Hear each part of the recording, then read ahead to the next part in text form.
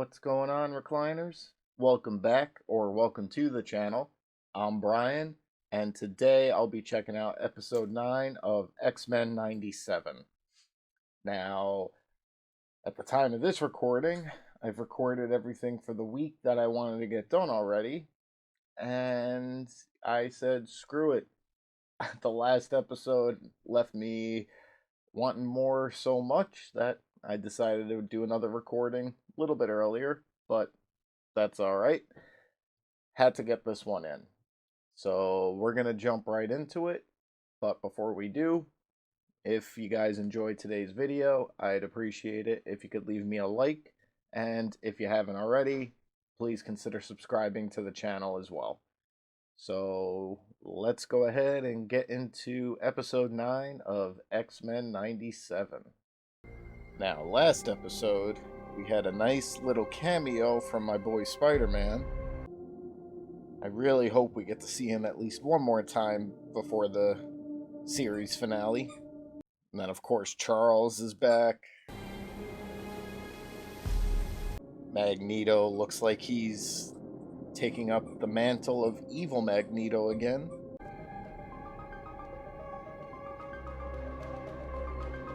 So I'm assuming that Magneto unleashed like a massive EMP to stop all like the new Sentinels. Maybe that's why they're all frozen in place. No power.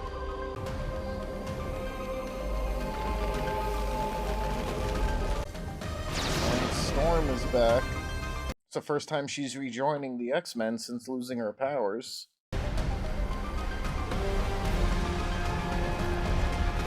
What is Magneto up to? It's finally quiet, Mother. Storm! The world is going to end in 12 hours, so you two better make this fast. What did you expect was going to happen when you tossed him to school? Oh yeah. To have a family, a child like Nathan. The choice should have been ours. You were my first students, and you graduated a long time ago. I still would have had to send Nathan to the future. I'd still be pulled into dealing with Bastion or Magneto or whoever else threatened the world. Not if you weren't at the mansion. Perhaps that was a mistake, because just like you, I'm right back here. I don't know why, but the voice actor for Charles, to me at least, he always sounds like he's talking like this, like his jaw doesn't open. Welcome back, Rogue. How do you feel? Trask, did he? Much has happened, Fräulein. For real. Roro, you're back! It's been too long, my friend. Now that I'm seeing Forge in his uniform, he looks like actually familiar to me now. Oh, Jean. What happened? I know. We're actually relocating to the old base on Muir Island for gear and supplies. This was our home. A haven. And Genosha was a haven too, unfortunately. Without warning, Magneto's thrown the entire planet back centuries. We need to find Magneto and convince him to reverse the damage to Earth before it becomes permanent. The man just declared war on the whole planet. His day ends one way. So it wasn't an EMP, he just messed with the magnetic field. I brought us here, my X-Men. Do not make Magnus pay for my designs. Storm and Jean will lead Gold Team to shut down Bastion at his headquarters in the Galapagos Islands. But Forge and I believe we can restore the Prime Sentinel's innate humanity. Sounds like just another day that ends in Y when you put it that way. There's one wrinkle to our plan. The Prime Sentinels are controlled by a central command server. Bastion is the command server. The boy could communicate with machines. In another world, Bastion would be in this portrait. I believe Magnus will be open to turning the power back on. The world ends in less than 12 hours. Kurt will teleport us to Muir Island. Charles described Bastion as a technopath, which is essentially telepathy for machines. So we calibrate the scrambler to Bastion's frequency and sever his hold over the primes. Not the worst idea. We can use neutralizer technology to permanently disable his control of Prime Sentinels. Yeah, she's not for that part of the plan. and rightfully so. Part of me wonders if Gambit should have been buried here. As much as he wanted to escape the bayou, he knew our lives are about what bits of us we leave behind. I'm so sorry, Rogue. For you, for Remy, Moira. Looks like the search came to us.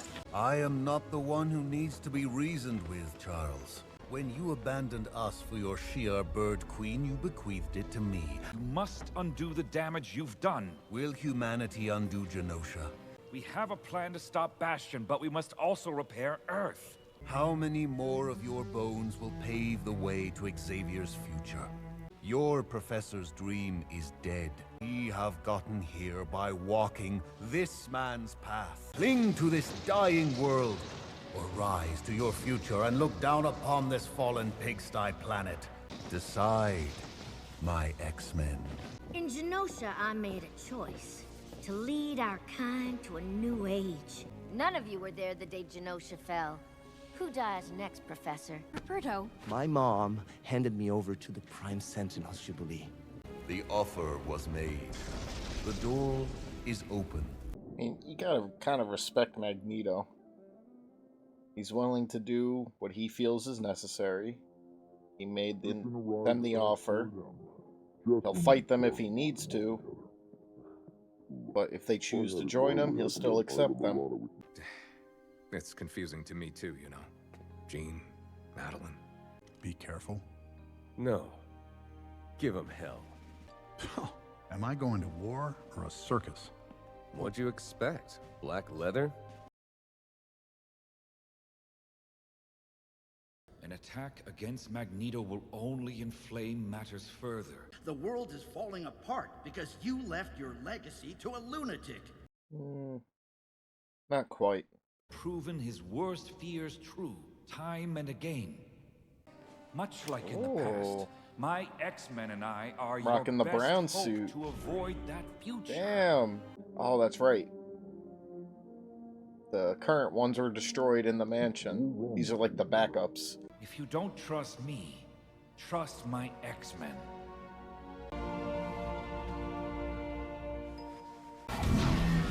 They approach. Open the silo.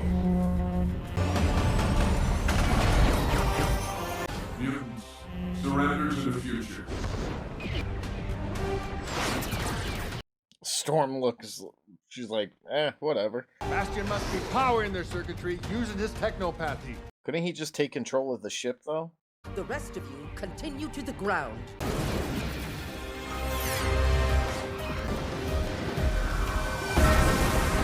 The source of the frequency is coming from inside the volcano itself. Bastion's building his own ideal future. Try to mind X-Men. Whoa, morph!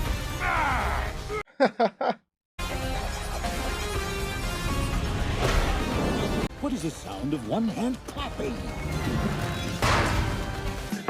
What is the 5 fingers say to the face? What? Slap! I know your genes, Jean.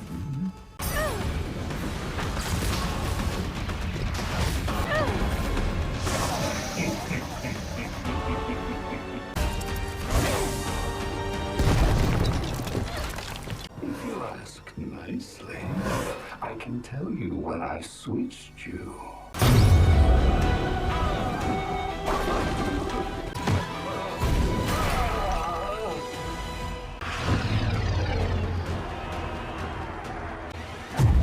And so you have chosen your side. Good. We're skipping the blabber. Time out, sugar. You're playing to kill. Whose lives matter more?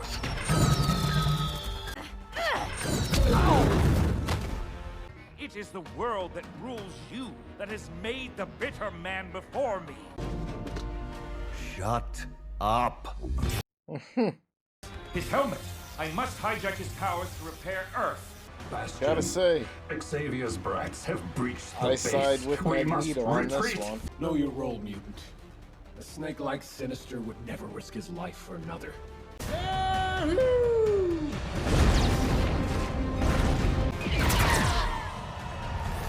Shocked that such a coward hasn't abandoned Bastion yet. Look who's here, my writhing thing of chance. Sinister's controlling you just like he controlled your mother. Telekinetic, just like you.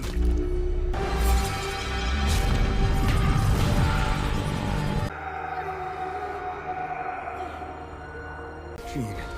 Nathan.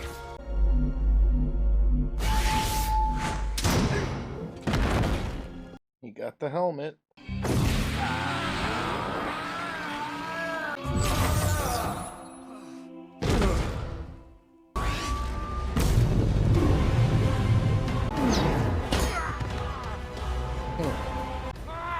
Traitor to your race. Oh, damn. The brave always die first. This feud is over! Oh, is he gonna take... No way. No. Is he taking the adamantium off?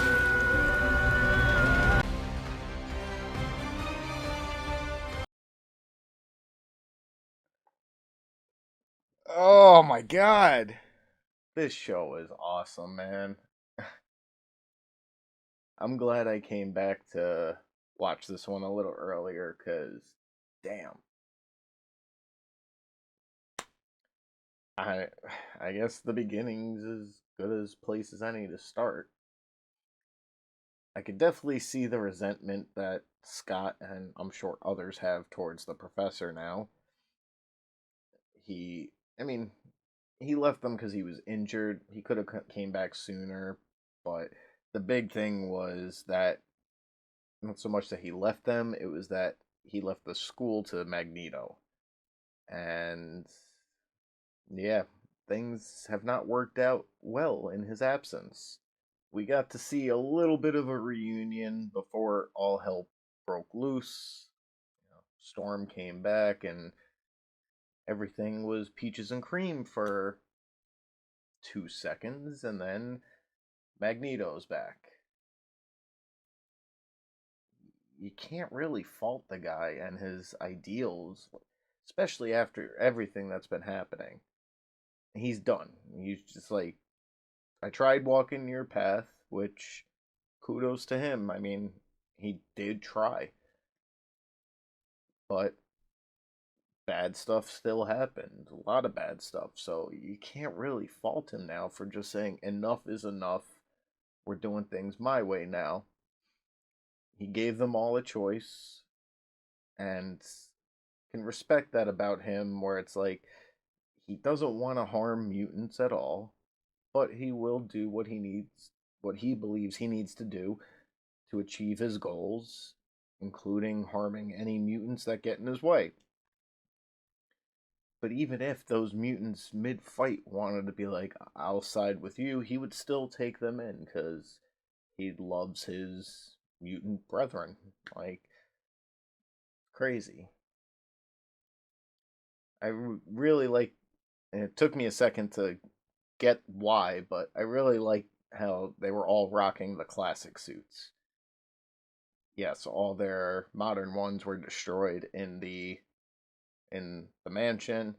So yeah, that's, they had to go back to their old depot, whatever, and use what they had.